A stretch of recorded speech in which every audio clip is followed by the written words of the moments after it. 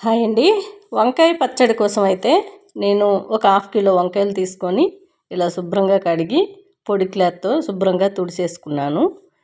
Stove పైన కళాయి పెట్టుకొని 1 స్పూన్ మెంతులు, 2 స్పూన్లు ధనియాలు, 2 స్పూన్ల వరకు జీలకర్ర, ఒక 2 స్పూన్ల వరకు ఆవాలు వేసుకున్నాను. ఇవి వేయించి మిక్సీ గిన్నెలోకి తీసుకోవాలి. అదే కళాయిలో ఇంకొక 2 స్పూన్ల వరకు నువ్వులు వేసుకుంటున్నాను. నువ్వులు వేసి చూడండి, పచ్చడి టేస్ట్ అదిరిపోతుంది, చాలా బాగుంటుంది. నిలవ ఉంటుంది ఎక్కువ రోజులు కూడా. మనకి నిలవ వంకాయ పచ్చడి అని కూడా చెప్పుకోవచ్చు. ఫ్రిడ్జ్లో పెట్టినట్లయితే సంవత్సరం పొడుగు ఉంటుంది. ఒక్క వంకాయని 4 భాగాలు చేసుకుంటే సరిపోతుంది. స్టవ్ పైన కళాయి పెట్టుకొని కొద్దిగా ఆయిల్ పోసుకోవాలి. ఫస్ట్ వంకాయ వేయించి కిందకి దించేసుకోవాలి. ఇది ఊరగాయగా మన ఊరబెట్టిన ఊరగాయ కూడా చేసుకోవచ్చు. ఎట్లా అంటే వంకాయ ముక్కల్ని, చింతపండుని కాస్త ఉప్పు పసుపు వేసి 24 అవర్స్ ఊరబెట్టాలి. ఊరబెట్టిన తర్వాత వంకాయ ముక్కలు సపరేట్ చేసుకొని చింతపండు, మనకి మెంతులు, ఆవాలు వేయించి పొడి చేసుకున్నప్పుడు ఆ చింతపండు కూడా వేసి బాగా పొడి చేసి ఆయిల్లో ఫ్రై చేసుకొని కూడా మనకి నిలవ పెట్టుకుంటారు. ఇలా నువ్వులు, ఆ ధనియాలు అవి పొడి చేసుకోవాలి.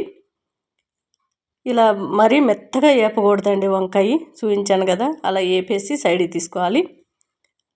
ఈ పొడిలోనే కొద్దిగా అల్లము, వెల్లుల్లి, చింతపండు ఒక 20 గ్రాములు, కానీ నేను హాఫ్ కిలో తీసుకున్నా కూడా పులుపు బాగా ఉంటే నిల్వ ఎక్కువ రోజులు ఉంటుంది. అలాగే ఆయిల్ కూడా ఫుల్గా వేసినట్లయితే మనకి సంవత్సరం పొడుగు ఉంటుందండి. ఏంటంటే మనకి ఏ ఊరగాయనే ములిగేటంత వరకే ఆయిల్ అనేది ఉండాలి.